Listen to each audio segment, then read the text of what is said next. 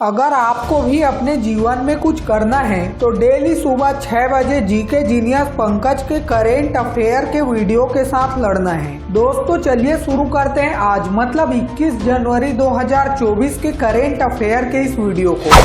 आज का पहला सवाल आप सभी के स्क्रीन पर है। महतारी वंदना योजना हाल ही में किस राज्य सरकार द्वारा शुरू की गई? ऑप्शन है मध्य प्रदेश, छत्तीसगढ़, बिहार या फिर असम। अगर आपको इस सवाल का सही जवाब पता हो तो हमारे कमेंट बॉक्स में इसका उत्तर जरूर बताइएगा।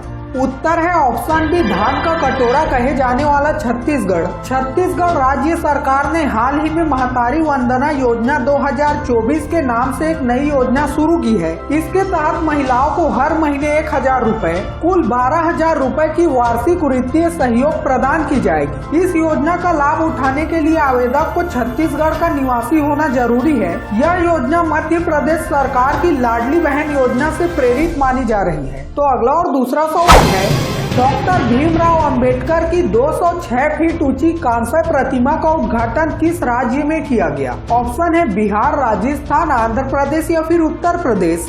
उत्तर है ऑप्शन सी, आंध्र प्रदेश, जहां के मुख्यमंत्री वाईएस जगन मोहन रेड्डी ने विजयवाड़ा के स्वराज मैदान में डॉक्टर भीमराव अंबेडकर जी की 206 फीट ऊंची कांस्य प्रतिमा का उद्घाटन किया। इस प्रतिमा को सामाजिक न्याय की प्रतिमा का नाम दिया गया है और यह डॉक्टर भीमराव अंबेडकर के योगदान को याद करने के लिए लगाई गई है। तो अगला और तीसरा सवाल है, आईआईटी मद्रास ने ई मोबिलिटी सिमुलेशन लैब लॉन्च करने के लिए किसके साथ करार किया है? ऑप्शन है अल्टेयर, अमेजॉन, टेक महिंद्रा या फिर टीसीएस कंपनी के साथ। उत्तर है ऑप्शन है अल्टेयर। भारतीय प्रौद्योगिकी संस्थान मद्रास ने ई मोबिलिटी सिमुलेशन लैब लॉन्च करने के लिए अल्टेयर के साथ हाथ मिलाया है। आईआईटी मद्रास का इंजीनियरिंग डिजाइन विभाग अल्टेयर के वित्तीय सहयोग से इसका विकास करेगा। और अगर बात की जाए अल्टेयर कंपनी की तो यह कंपनी हाई परफॉर्मेंस कंप्यूटिंग मतलब HPC और आर्टिफिशियल इंटेलिजेंस से जुड़ी हुई कंपनी है। तो अगला सवाल जानने से पहले चलिए जानते हैं 21 जनवरी 2024 को क्या स्पेशल है। तो दोस्तों आज है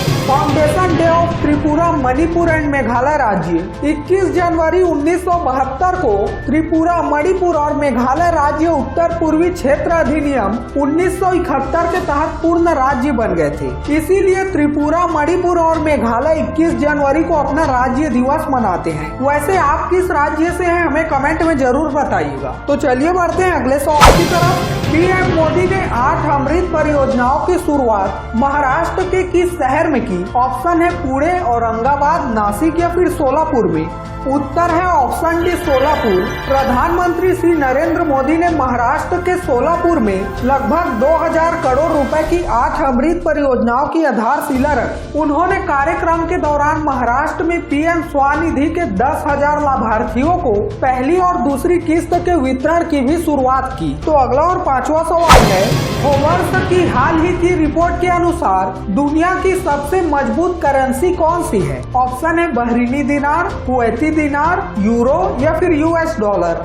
उत्तर है ऑप्शन बी, कुवैती दिनार। वर्ष की हाल ही की रिपोर्ट के अनुसार दुनिया में कुवैती दिनार सबसे ताकतवर करेंसी है। बहरीन की करेंसी बहरीनी दिनार दूसरे और ओमान की करेंसी ओमानी रियाल तीसरे स्थान पर है। वहीं दुनिया की सबसे अधिक कारोबार वाली मुद्रा यूरो इस लिस्ट में 9वें स्थान और US डॉलर 10वें स्थान पर है। इस रिपोर्ट के अनुसार संयुक्त राष्ट्र वर्तमान में 180 मुद्राओं को लीगल टेंडर के रूप में मान्यता देता है। तो अगला सवाल जानने से पहले अगर आपको करेंट अफेयर के साथ अप टू डेट रहना पसंद है तो इस वीडियो को लाइक और चैनल को सब्सक्राइब या फॉलो करके कमेंट में इस वीडियो के लास्ट में पूछे गए सवाल का जवाब जरूर दीजिएगा। तो अगला सवाल है, असम में भैंसों की लड़ाई को संदर्भित करने के लिए आमतौर पर किस भाषा का प्रयोग किया जाता है? ऑप्शन है जल्लीकट्टू, मोहजूज, कम्बाला या फिर बुलबुली लड़ाई।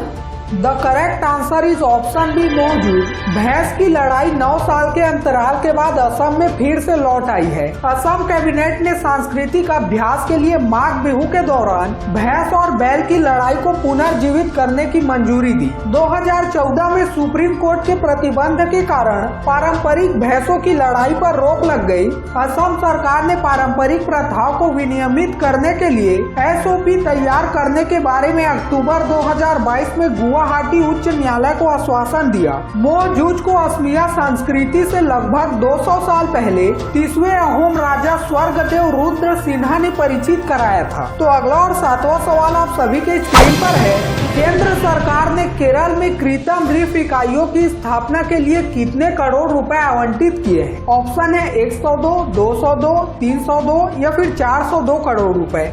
उत्तर है ऑप्शन सी 302 करोड़ रुपए। केंद्रीय मंत्री परसोत्तम रुपाला ने केरल के वंजीजम में मछली पकड़ने वाले गांवों के तटों पर कृत्रिम रीफ मतलब आर्टिफिशियल रीफ इकाइयों की स्थापना के लिए 302 करोड़ रुपए आवंटित किए जाने की घोषणा की है। यह योजना केंद्र सरकार की पीएम मत्स्य संपदा योजना और राज्य सरकार मत्स्य पालन विभाग के तहत शुरू की गई है।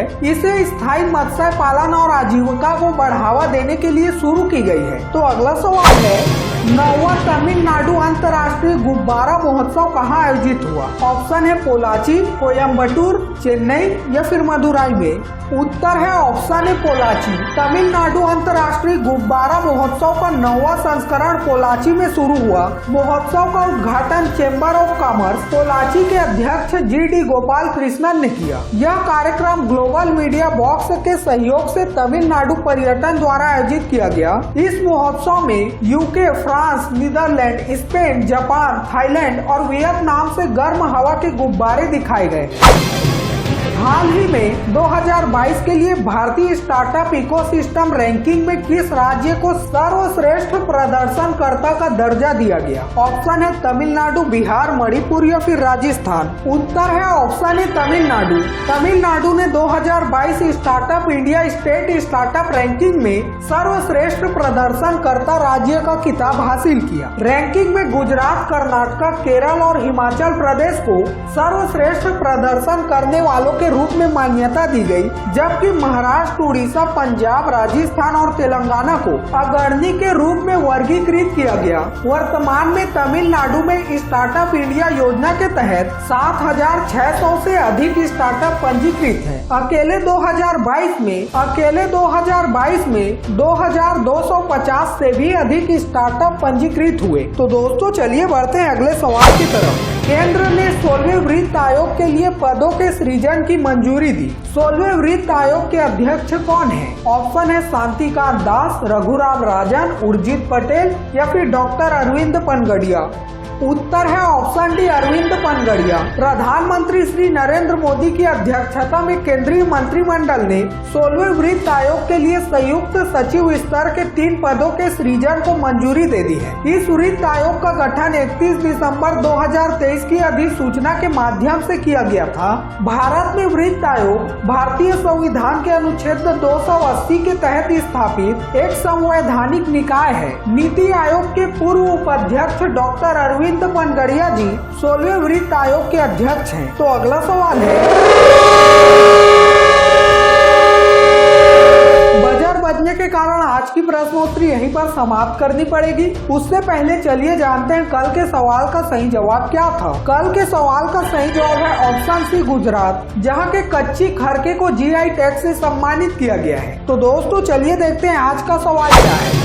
समुद्री अभ्यास अयोध्या भारत और किस देश की नौसेना के बीच आयोजित किया जाता है? ऑप्शन है वियतनाम, फ्रांस, जापान या फिर थाईलैंड। अगर आपको इस सवाल का सही जवाब पता हो तो हमारे कमेंट बॉक्स में इसका उत्तर जरूर बताइएगा, और अगर ना भी पता हो तो तुक्का लगाइएगा। कल फिर मिलते हैं कल के करंट अफेयर के वीडियो के साथ। तब तक के लिए बाय बाय। जय हिंद, जय भारत।